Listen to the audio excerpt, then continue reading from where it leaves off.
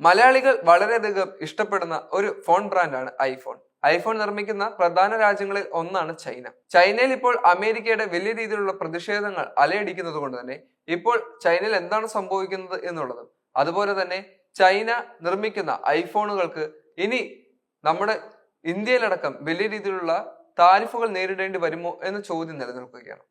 American president Donald ട്രംപിന്റെ tariff നയങ്ങൾ ലോകരാജ്യങ്ങളെ തന്നെ വലിയ രീതിയിൽ പിടിച്ചു കുലുക്കിയിരുന്നു. എന്താണെങ്കിലും അമേരിക്ക തന്നെ ഇനി ഐഫോൺ നിർമ്മിക്കാൻ പോവുകയാണെന്നുള്ള വാർത്തകളും ഇപ്പോൾ ഇടം പിടിച്ചിരിക്കുകയാണ്. യഥാർത്ഥത്തിൽ എന്താണെന്നുള്ളത് ഇപ്പോഴും വ്യക്തമാകാതെ നിൽക്കുന്ന പലരും നമ്മുടെ ചുറ്റിനുമുണ്ട്.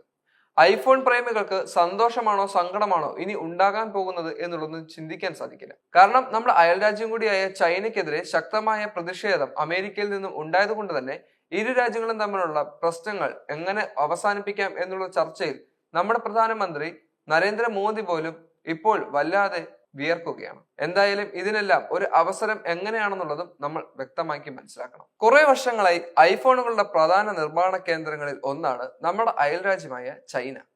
ഇതിന് കാരണം ചൈനയിലെ കുറഞ്ഞ ചെലവുകൾ ആണെന്നാണ് ബഹുഭൂരിപക്ഷം ആളുകളും വിചാരിക്കുന്നത്.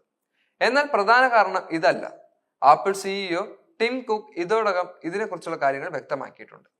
US ചൈന നികുതി യുദ്ധം നാൾക്കുനാൾ മൂർച്ഛിക്കുന്നതിനിടയിൽ കുക്കിന്റെ വിശദീകരണം വീണ്ടും വൈറലായി കഴിഞ്ഞു. അമേരിക്കൻ കമ്പനികൾ അവരുടെ ഉൽപ്പന്നങ്ങൾ അമേരിക്കയിൽ തന്നെ നിർമ്മിക്കുന്നുവെന്ന് താൻ ആഗ്രഹിക്കുന്നുവെന്ന് പ്രസിഡന്റ് ട്രംപ് വ്യക്തമാക്കിയിരുന്നു. അതേസമയം US വലിയ തോതിലുള്ള ഉൽപ്പന്നങ്ങളുടെ നിർമ്മാണം സാധ്യമല്ലെന്ന് വിപണി വിദഗ്ധരും നിരീക്ഷകരും അവലോകരും വ്യവസായ നേതാക്കൾ എന്നിവർ പറയുന്നു. വേറെ എവിടെ നിർമ്മിച്ചാലും അത് ചൈനയിൽ വേണ്ടെന്ന പിടിവാശി ട്രംപിനുണ്ടെന്നും തോന്നുന്നുണ്ട്.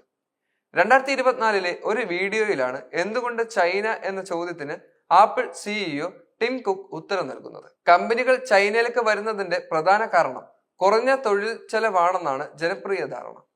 അവർ ചൈനയുടെ ഏത് ഭാഗത്താണ് പ്രതിപാദിക്കുന്നതെന്ന് എനിക്കറിയില്ല.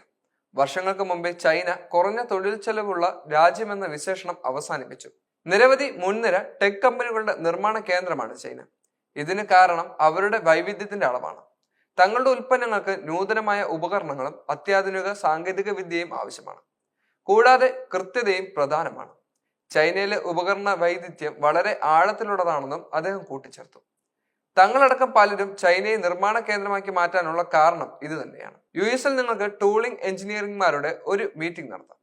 ഇതുവഴി ഒരു മുറി നിറയ്ക്കാൻ കഴിയും. ഇതേ മീറ്റിംഗ് ചൈനയിലാണെങ്കിൽ ഒന്നിലധികം ഫുട്ബോൾ മൈതാനങ്ങൾ നിറയ്ക്കാൻ കഴിയും. ചൈനയിലെ തൊഴിൽ വൈവിധ്യം അത്രയേറെ ആഴമേറിയതാണ്. US ചൈനയിലെയും നിർമ്മാണത്തിലെ വ്യത്യാസം എടുത്തു കാണിച്ചുകൊണ്ട് കുക്ക് വിവരിച്ചതാണിത്. ആപ്പിൾ തങ്ങളുടെ ഉൽപ്പന്നങ്ങൾ അമേരിക്കയിൽ നിർമ്മിക്കാൻ തുടങ്ങുന്നുവെന്ന് താൻ ആഗ്രഹിക്കുന്നുവെന്ന് ഈ ആഴ്ച ആദ്യം ട്രംപ് വ്യക്തമാക്കിയിരുന്നു. അമേരിക്കയിൽ അത് കഴിയില്ലെന്ന് ആപ്പിൾ കരുതുന്നില്ല. അങ്ങനെ കരുതിയിരുന്നുവെങ്കിൽ അടുത്ത 4 വർഷത്തിനുള്ളിൽ ആഭ്യന്തരമായി $500 ബില്യൺ നിക്ഷേപിക്കുമെന്ന് കമ്പനിയുടെ വാഗ്ദാനം ചെല്ലില്ലായിരുന്നുവെന്നും White House press secretary Karoline ലീവിറ്റും വ്യക്തമാക്കി.